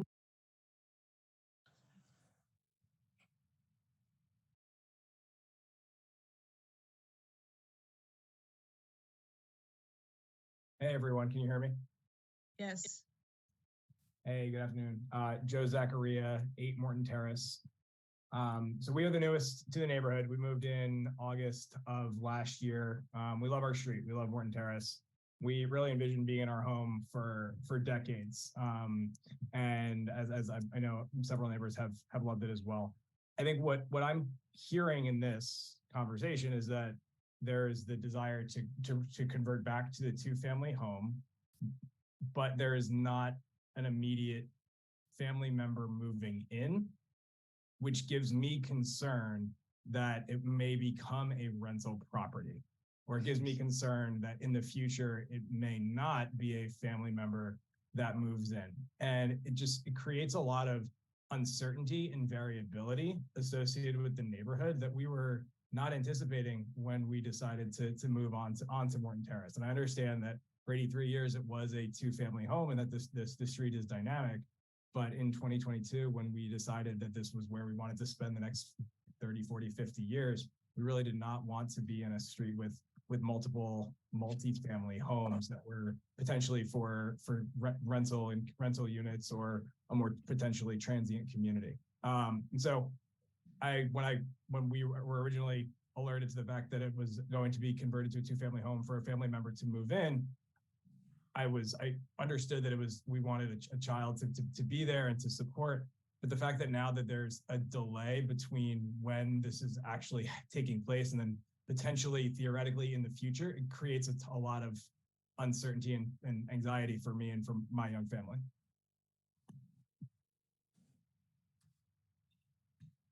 Okay, do you have a question or? Yeah, Or is that just is there a potential stipulation that the tenant, I feel like the temporary housing for an in-law suite feels like the intended use for the unit. And I'm just wondering whether there's a potential stipulation that it can be utilized by a family member as opposed to rented to or for pretend. I don't know. It's confusing to me that this structure exists for what the intended use is, but we are not using that structure when that structure would give me and me a lot more confidence that the intended use would be to have an immediate family member move in. Well, I think we get into some property rights here that are probably beyond the complexity of this hearing. Anybody on the street could choose to rent their house to anybody that they wanted to, even a one-family house. So we're not in the business of taking property rights away from people.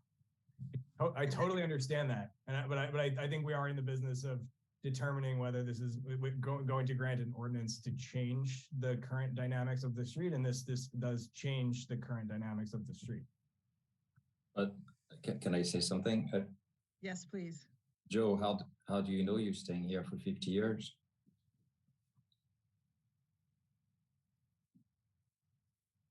What I'm trying to say is we don't know. That like you're saying you bought and you're going to be here for decades, but things change. This is your intent right now, but the property you bought has changed hand like many times in the past few years. Well, and I think what's more important, what I think addresses your concern more, Joe, is that we have two families on the street, and one of them has had a tenant that has been there for, I don't know how long Margaret has been there. She's been there longer than most people on the street have been here. I don't think that tenants are necessarily equivalent to somebody transient. You have a lot of people that rent for a long time. You get the right tenant in your unit, you are more than grateful for them to stay. And a lot of the tenants on our street are not just tenants, they're part of our neighborhood and they're our friends and we socialize with them. So I understand your concern. But I also feel like, we live in Milton, and we live in Milton Hill. And the renters that would rent this property would be people that go to Milton schools, possibly, that live and work here. I don't see that being a problem because it has never been a problem in the other two families. Well, I think you bring up a good point is that you're still living in the house and you're not going to rent to somebody that doesn't seem like a good tenant. Right. That we haven't vetted. Yes. So, being owner occupied is that's what everybody wants in a two-family house is owner occupied. So, yes. I think that adds a lot of kind of self-policing of who's going to be living there. And, if the Chauvets are having trouble with somebody that's living in their house, they're not going to be tenants very long. They're not going to be on Morton Terrace. They're going to go.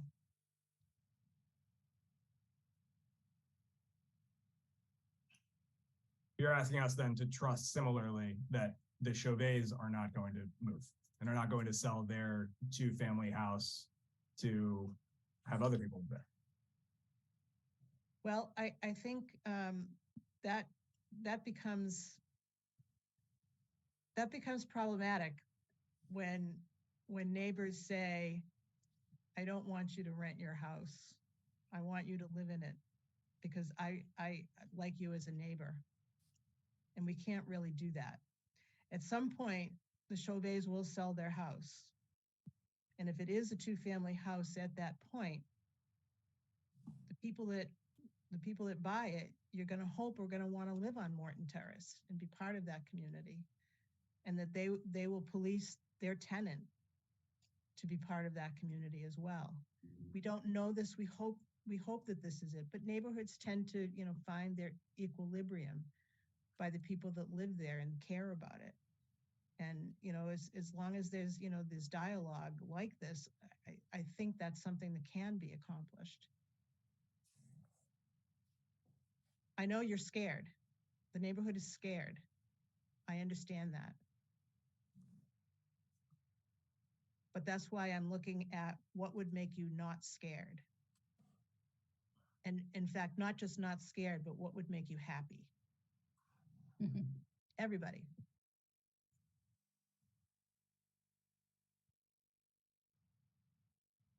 So I just want to address one part of that, just to say that there are two sides to that question, but by granting this relief to the Chauvets and allowing them to use the house as a 2-family, you are assisting them and ensuring for yourselves that they will continue to live here.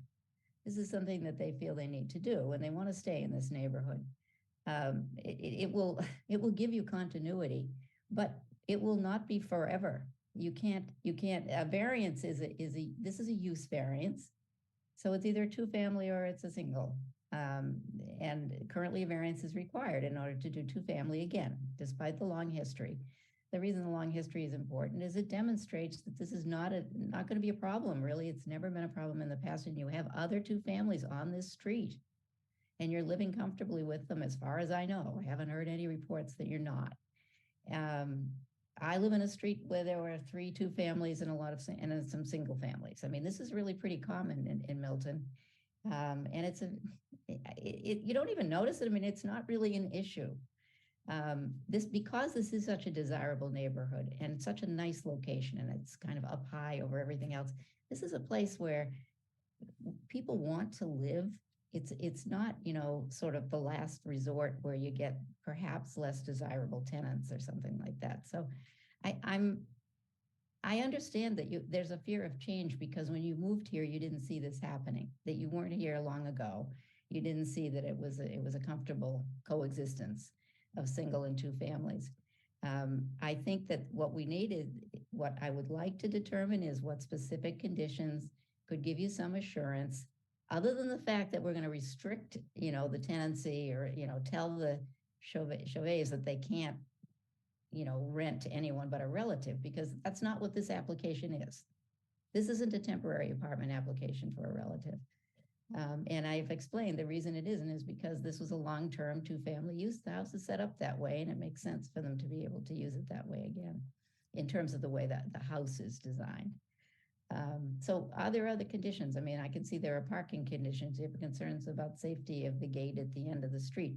What is the particular impact? I think that's what I hope everyone who wants to speak will be able to inform us about. What is the specific impact on your property that you feel needs to be addressed, and is there any way that we can provide a condition to protect you from that?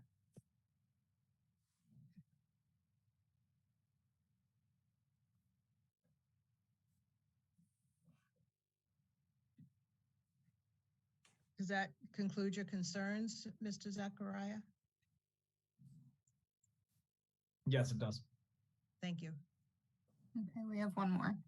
Okay.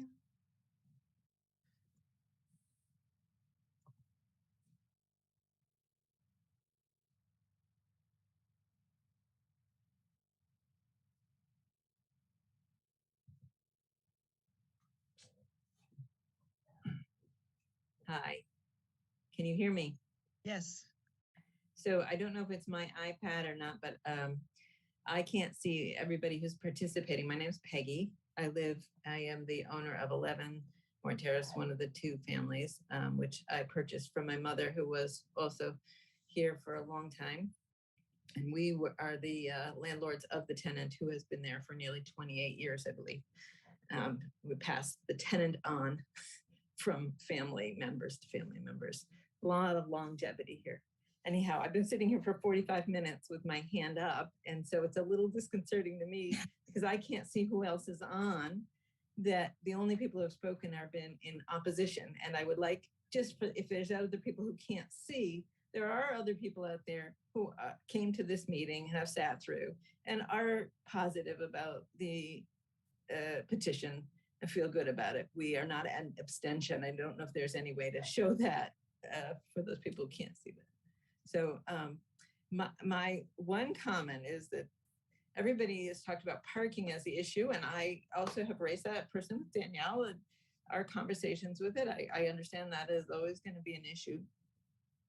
But I wonder if we put any restrictions on parking related to that particular house, how that impacts every other single family, multifamily on the street, where we have all enjoyed being on a dead end street. And to my knowledge, I am the only, there's a couple, the Moffats and I have side by sides, but most people don't. They have telescoping, so quite often need to use the street. And I do enjoy using the street for my tenants, and I've tried to accommodate.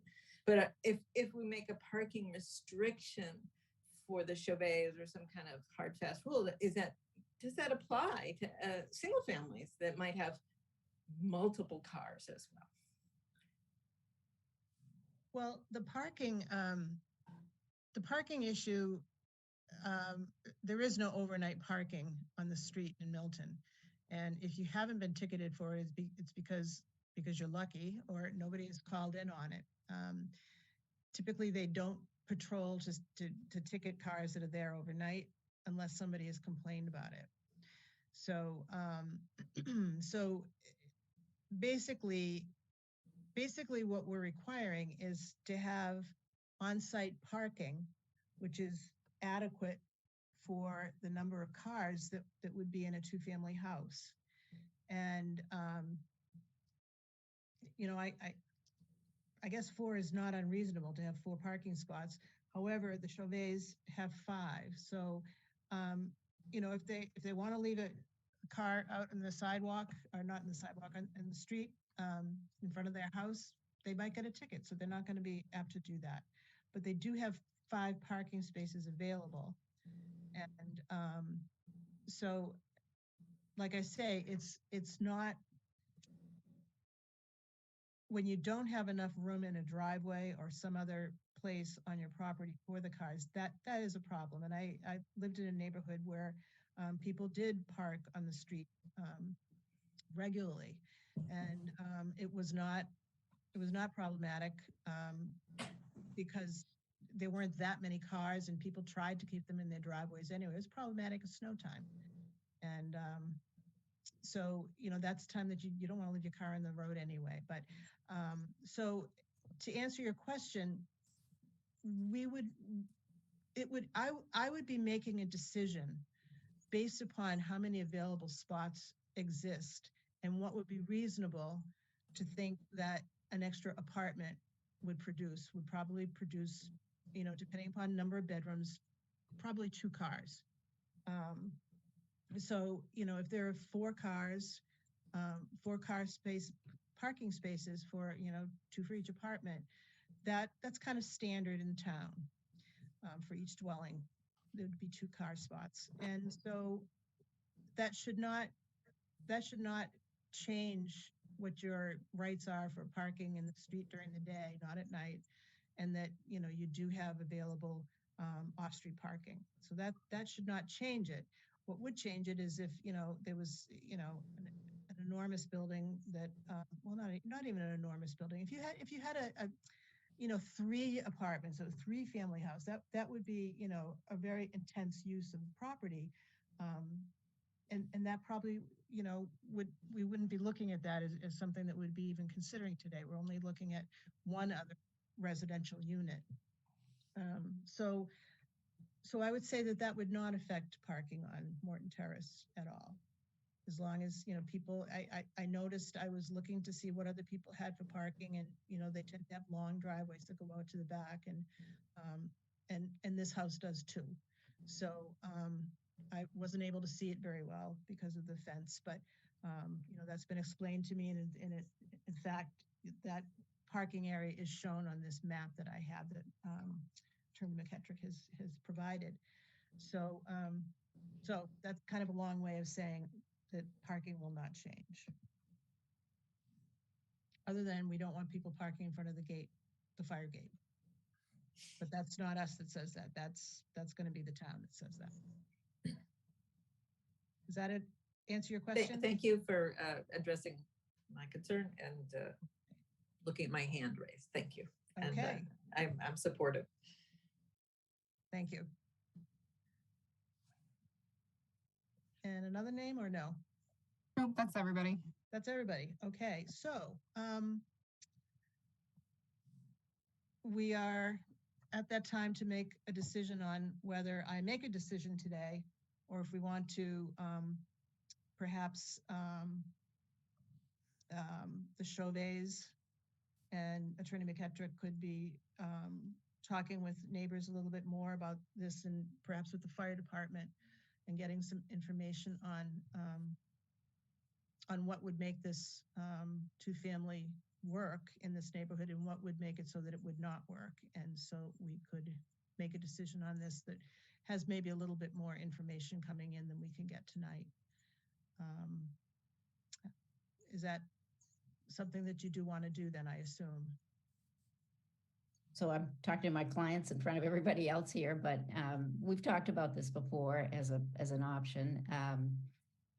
So if you are willing to do that and you have a date that you can identify, I'm not sure that the delay is a critical issue.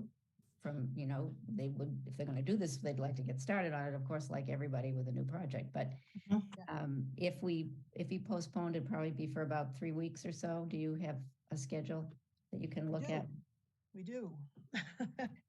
Have to avoid town meeting, but yes. So 3 weeks. We need 3 weeks to establish that, or just for a scheduling thing? No, this is for scheduling. Well, yeah. if you need more time, fine, you should tell us, but this would be just No, an available date. 3 weeks should be more than sufficient.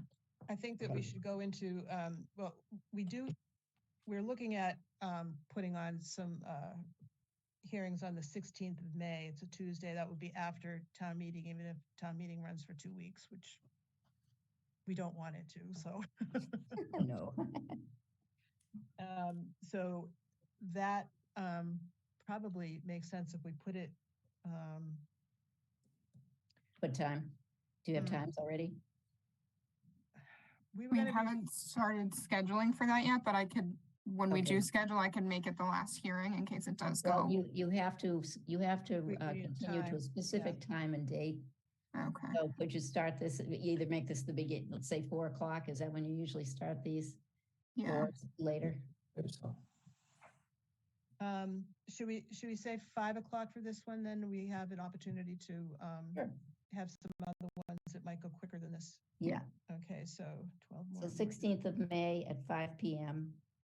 And we'll commit to investigating the public safety issues at the end of the street. And if there's something the Chauvets want to explain in terms of their off-street parking and how they'll manage it, we'll provide that as well. And of course, if we pick up on anything else that we think would be useful, I just want to point out that, you know, we offered the possibility of the Chauvets agreeing to a condition that the apartment would not be converted to condominium use. I'm not even sure whether people will be interested in that condition. But if your concern is that kind of thing, you know, you get the 2-family use, then it's very attractive to sell it to some developer who then creates the condominiums. We've heard that concern expressed. If that is a concern, then you need to let the hearing officer know that, well, at least before the next hearing, you can send a letter to the Board of Appeals in between this hearing and the next, which becomes a public document and we'll be able to see it as well. So we'll need a little bit more information about that. We're not sure whether it's something people think it's a good thing or not a good thing. But we just wanted to offer it. It's kind of unusual, but I have had it in another case, and it was because the owners offered to impose the condition. I'm not sure the hearing officer could impose it unilaterally on a variance. But, we're willing to offer it, at least we've discussed that. So I want you to think about it if that makes a difference. Thank you. Thanks for spending so much time. Yes. Yes, thank you. Yeah. Well, hopefully that means the next one will be easy, right? I Thank hope you. so. So Yes. we'll see you at 5 o'clock on May 16th, Tuesday. Great. Okay. And Thank thank you. you for all Thank of you. your input. Thank you. Thank you for your time. Thank you. Thank you. Bye-bye. I'll be calling the other applicant now. Excuse me. Okay. Sorry, Marion. Jeez.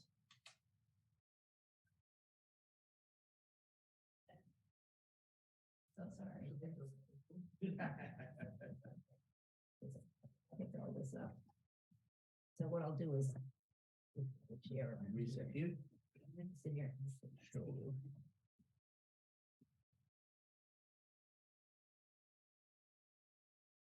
I guess this will be safer. Should be. Oh, very straightforward. Let's see. Okay. So. Hold on one second while I switch folders. Okay. We're ready when you are.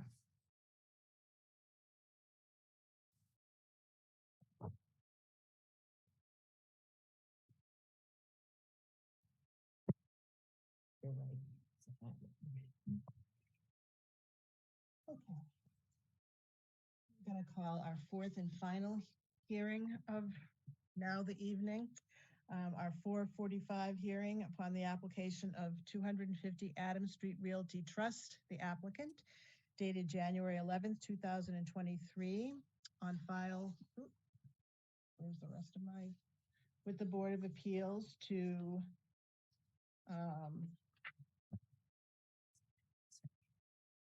renew a special permit from the terms of section 3B1A of Chapter 10 of the General Bylaws of the Town of Milton for the purpose of storing in a barn to be constructed on the property up to 12 antique automobiles. This would be in addition to the amount of existing personal vehicles currently stored on the property of the existing single-family residence at 250 Adams Street, Milton, which is in a Residence A district. This original special permit was issued on March 19th, 2018. The Milton zoning bylaw section 3B1A accessory uses requires that the maintaining of more than one unregistered automobile or more than 5 registered automobiles be permitted only upon issuance of a special permit by the Zoning Board of Appeals, subject to appropriate conditions and limitations. And all of this is set forth in the said application and plans on file with the board and open to public inspection. My name is Virginia Donahue King. I am the hearing officer for this. I constitute the board and will be making a decision today on how to, the outcome of this application. So if anyone wants to speak at this, you, unless you were already at a panel member,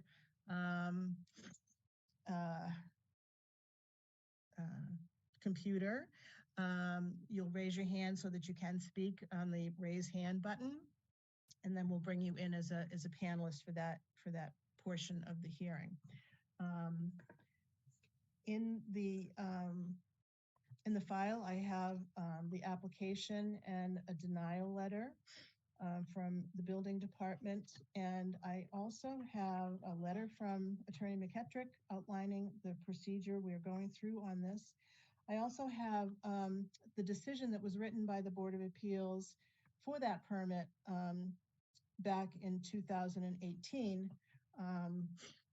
And so we are basically, well, we're looking at extending the special permit, but we're also asking, I believe, for more cars at this stage of the game. So I'm going to turn it over to the applicant. And no, did I get that wrong?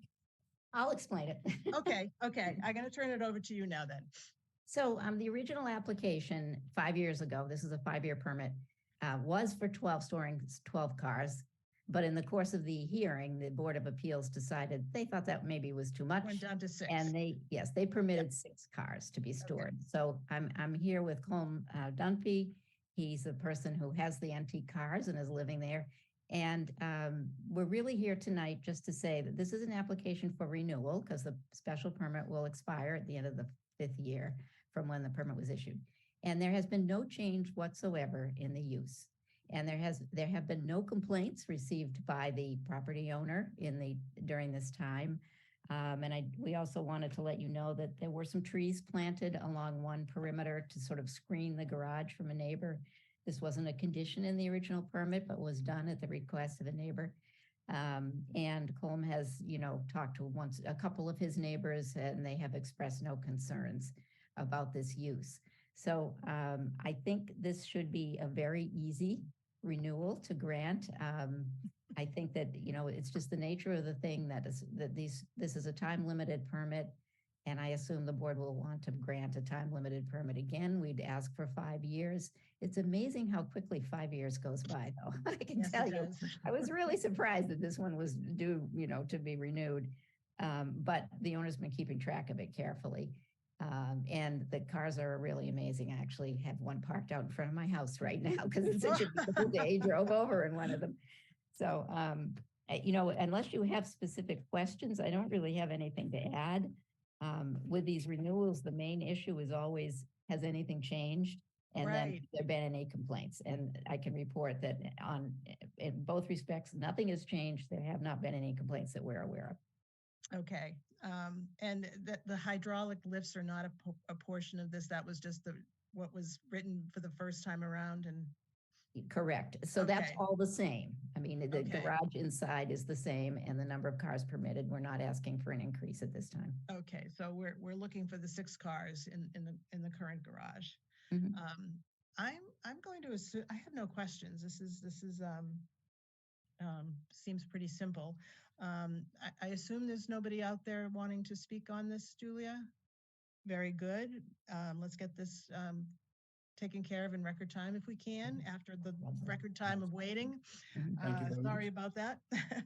Thank you. So I'm going to close the very short evidentiary portion of this hearing and deliberate amongst myself, saying that this is something that's worked in the neighborhood for 5 years. It sounds like there's even less concern about it than there was first time around, and proof is in the pudding there. So far be it from me to disapprove of something that the neighborhood is very happy with. And I congratulate you on another 5 years of your special permit. Thank you very much. You're very welcome. Thank you. And enjoy the good weather. Yes, I'm you happy too. to draft a renewal decision if that will help you with. That would be great. That would be great. Okay. I appreciate it. Thank you. All right. Thank you very much. You're very welcome, and enjoy the evening all. Have a good dinner. Yes. I hope. Thanks.